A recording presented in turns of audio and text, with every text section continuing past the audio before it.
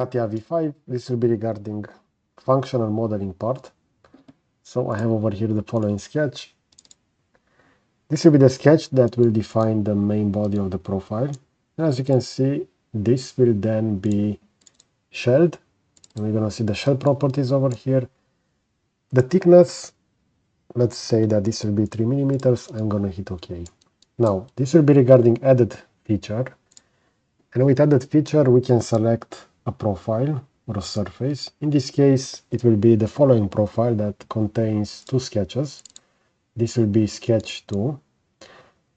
And let's take a look at how we can use this within this workbench. So let's say that the length will be 20. I will set this to be mirror extended. And by default, this will just overlap over here. But I have the possibility over here to select trim to shell. And if I'm going to click preview, we're going to see that actually this shape will now be trimmed over here on the exterior. If I'm going to hit OK, now it will look as following. As you can see, it has only been trimmed onto one side.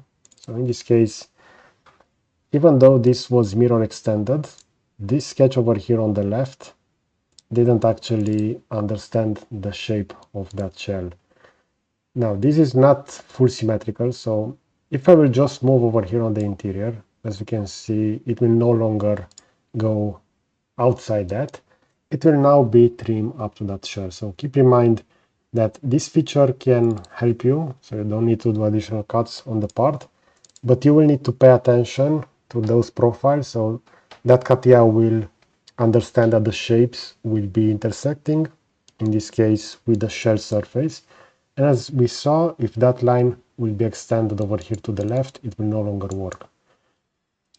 Now, by default, if I will not have that checked, and I'm going to click OK, we're going to see that now we're going to have two components over here that will be overlapped. And I should go ahead over here and create a new sketch. And I should then cut that in order to maintain only the intersection over here. So I can either convert over here the entity and I can do afterwards a pocket, but that will be an additional cut on the part. And this is the main advantage of functional modeling part, is that we can automate things that are regarding a shelled element over here. Now, let's say that the shell will be in this case 5. And for the added feature, I want this to be trimmed to extend. And I'm just going to change over here the sketch. So as you previously saw, if this sketch will be elongated over here, it will no longer understand the overall shape of the shell. So over here on the right as well, if I'm just going to overlap it to be on the exterior of that profile that has been shelled, it will no longer work, as you can see over here.